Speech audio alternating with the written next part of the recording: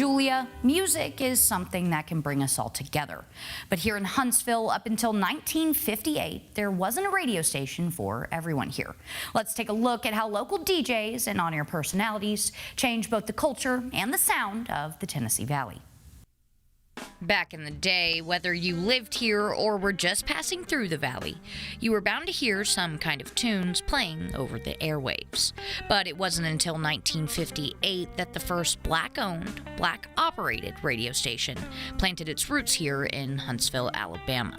I was born in '58, and that's when WEUP started here in Huntsville. And of course, that's the station that I grew up with. So I learned music listening to WEUP. Because WEUP was the first black-owned and operated radio station here in North Alabama, it became kind of community-owned. The community took possession, so to speak, and that's how we've operated.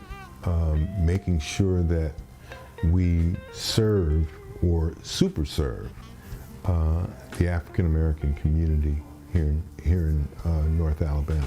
Not only was the radio station serving a variety of listeners, it was also recruiting a variety of talent. We made it a point to help to develop other talent here in Huntsville. So there are many young professionals in radio that got their start here. Growing up in the area, I can remember as young as probably 6 hearing WEUP, so it's always been a goal. And when I decided I wanted to be in radio, to be a part of this station because it is representation of the community. Other than a passion for radio, much of this talent had something in common, a connection between both WEUP and Alabama A&M University. Many of the folks that work there went to school here.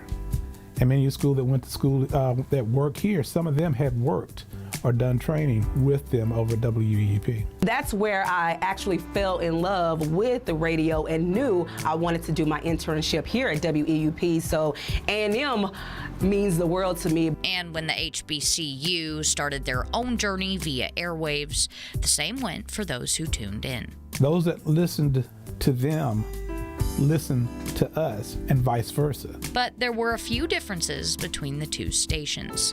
When the A&M radio station came onto the scene, their mission was to cater to a particular group of music lovers. WJAB, when it was created, was to fill a niche here in the Huntsville community. We didn't have any jazz stations, or any stations at least totally playing just jazz. Dr. Hayward Handy, we like to call him the grandfather or the father of WJAB, wanted to bring that genre to the city. It took years to get it together, though, everything working. Took a lot of people, a lot of support. And in 1991, he was able to sign us on the air. WJAB was born just over 30 years ago, also planting its roots here in Huntsville. But its impact is felt far beyond northern Alabama. It's unusual for a university to have a station that's 100,000 watts. That's a lot of power, a lot of power. And then what makes it even better, you had the internet that came about, so we can say we're worldwide. We have to realize there is a reach. Now in '91 when we started, that reach didn't extend past our 100,000 watt signal. But now we reach around the world 24/7. For us to be here since 1991 and to be able to get our name out there, our sound out there worldwide is huge. And speaking of impact, both of these radio stations have made history here that will last a lifetime. When you look at the fact that rock and roll came from the blues, that came from the black experience. When you look at country music, much of it came from the blues, which came from the black experience.